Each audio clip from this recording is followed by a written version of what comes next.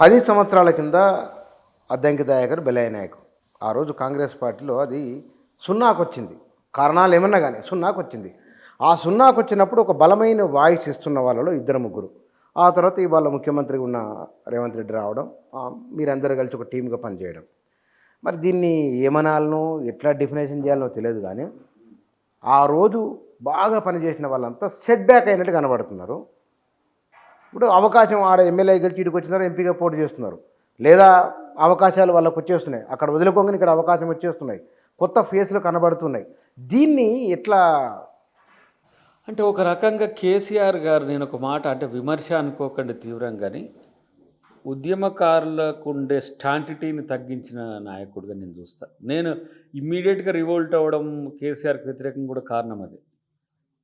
నేను అనుకుంటే ఏంటంటే, తెలంగాణ ఉద్యమానికి అవుట్ సోర్సింగ్గా వచ్చి ఉద్యమం చేసి 10 సంవత్సరాలు ముఖ్యమంత్రిగా ఉండి ఇక కార్పొరేట్ వ్యవస్థ లెక్క అన్నీ చదువుకొని వెళ్ళిపోయినట్టే కనబడుతుంది. నేను ఇప్పుడు అందశ్రీ గారి పాట మన దాని నుంచే వస్తున్న ముఖ్యమంత్రి గారు జై జై తెలంగాణ. జయ జయ తెలంగాణ. ఎంత వాళ్ళ కమిట్మెంట్ అందశ్రీకి కానీ, గద్దర్కి కానీ, గోరెటెంకనకు కానీ, అఫ్కోర్స్ గోరెటెంకన్ ఈరోజు అటు ఉండొచ్చు. వాళ్ళకి ఏం పని అసలు?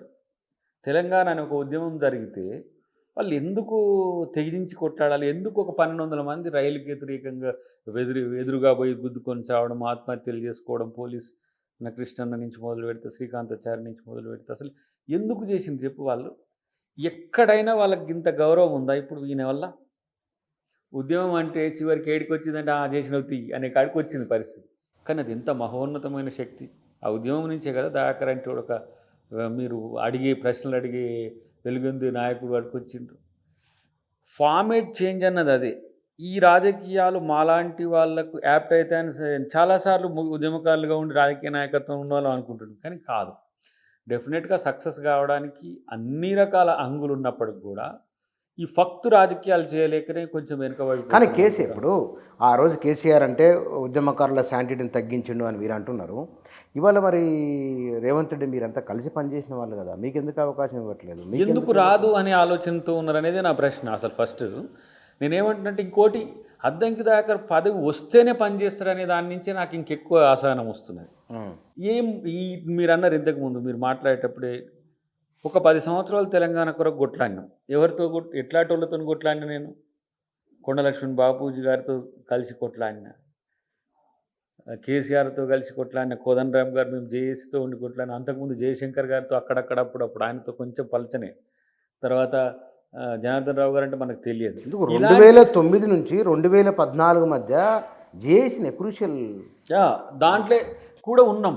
నేనేమంటున్నా, ఈ 20 ఇయర్స్లో పోనీ నేనేమైనా అయినా ఒక నామినేటెడ్ పోస్ట్ కానీ, లేకపోతే ఒక కార్పొరేషన్ కానీ, లేదంటే ఇక వార్డు మెంబర్ కూడా అయినా నేను ఎక్కడన్నా, కానీ ఎక్కడ కూడా తగ్గేం కొట్లాడలేదే.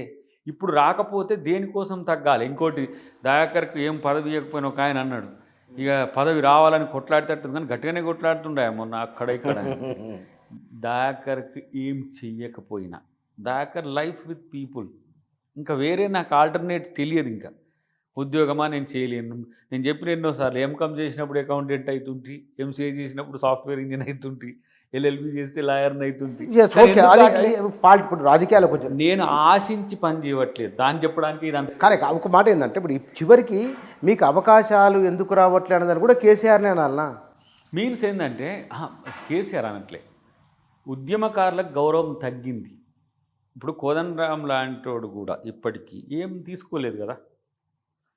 ఒక రకంగా ప్యారలల్ కేసీఆర్, మీకు తెలుసు జేఏసీ బీట్ చూసింది కాబట్టి. బట్ కోదండరామ్ లాంటి వాడు ఏం ఎక్స్పెక్ట్ చేయట్లేడు. మీన్స్ మేము మూమెంట్ లీడర్స్ అంటేనే న్యాచురల్గా ప్రజల కోసం ఎక్కువ తాపత్రయపడే నాయకులుగా ఉంటారు.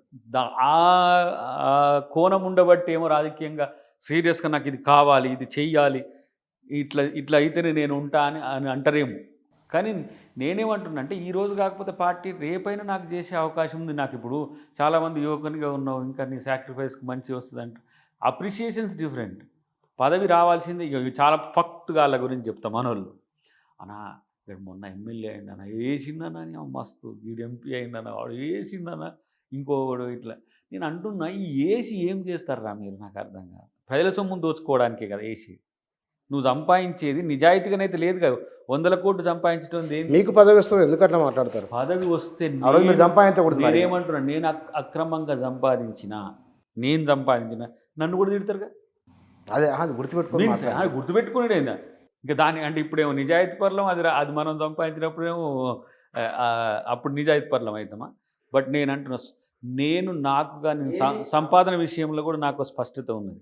నాకు నేరుగా సంపాదించే సంపాదన మాత్రమే నాతో ఉంటుంది.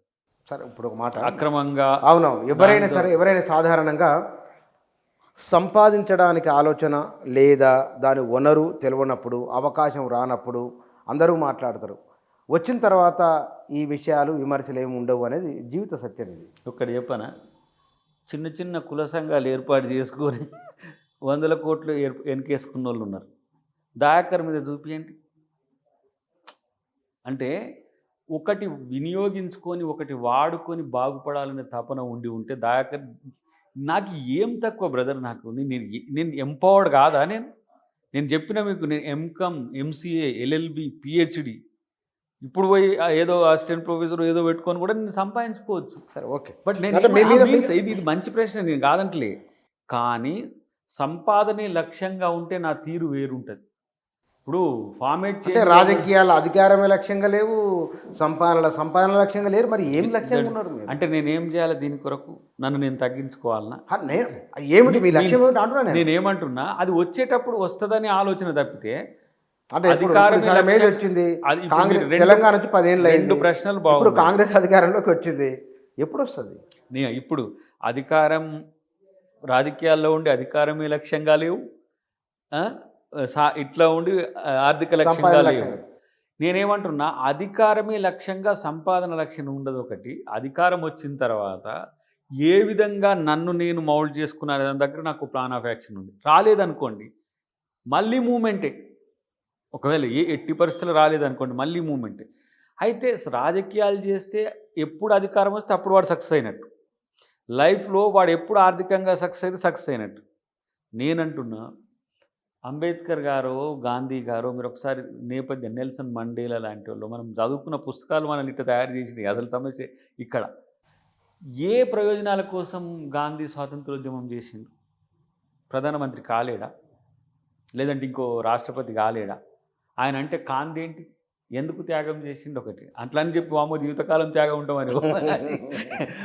ఎందుకంటే మీరు మీన్స్ ఇవి రేపు నాకు రాబోయే ముందు మీరు అడుగుతున్న ప్రశ్నలకు నేను సమాధానం చెప్పడం కూడా, ఈ ఇంటర్వ్యూ మళ్ళీ రేపు నాకు క్రాస్ చెక్ లెక్క ఉంటుంది. నేను చెప్పి మాట్లాడేటప్పుడు రోల్ అవుతారు. చాలామంది మిత్రులు అన్నారు, ఇట్లా నేను మాట్లాడితే ఆఫ్ ది రికార్డ్ అని కాదు, మనం ఓపెన్గా ఉంటుంది కాబట్టి.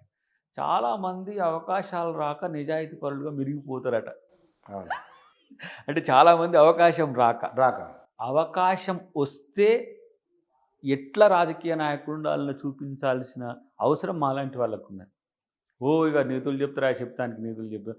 నిజంగా కూడా నేను 100 మందిని నేను తులనాడింది. పార్టీలు మారిన వాళ్ళని, ఏమైంది వాళ్ళకి, ఏం చేసింది, 100 కోట్లు ఇట్లా సంపాదించారు, పదవులు ఇట్లా వచ్చినట్టు ఇట్లని. నేను మారాలన్నప్పుడు నా 6th సెన్స్ చెప్పదా? నువ్వు పార్టీ మళ్ళీ నాకేమి పదవితో పోవట్లేదు. కానీ నేను ఒకవేళ మారినా కూడా దయాకర్కి అవకాశం కల్పించలేదు. అవకాశం ఉండే దగ్గరికి పోతాడని అందరూ సానుభూతితోనే ఉంటుండే, ఏం చేస్తారు ఏమో దయాకర్. బట్ నేను ఒక సిద్ధాంతపరమైన చర్చ వచ్చినప్పుడు, నేను కాంగ్రెస్ పార్టీలకు వచ్చినప్పుడే మన దళిత ఉద్యమకారులు, లేకపోతే బడుగు ఉద్యమకారులు, బహుజన ఉద్యమకారులు, దయాకర్ ఫక్త్ పొలిటికల్ పార్టీకి, ఒక ఫ్యూడలిస్టిక్ పార్టీకి పోయిందని అన్నాను. నేను ఆ పార్టీలకు పోయి కూడా ఈ వర్గాల ప్రయోజనాలు ఎట్లా ఉంటాయో నేను చెప్పే ప్రయత్నం చేస్తాను. నన్ను నేను ఎక్కడ ఏం తగ్గించుకోలేదు.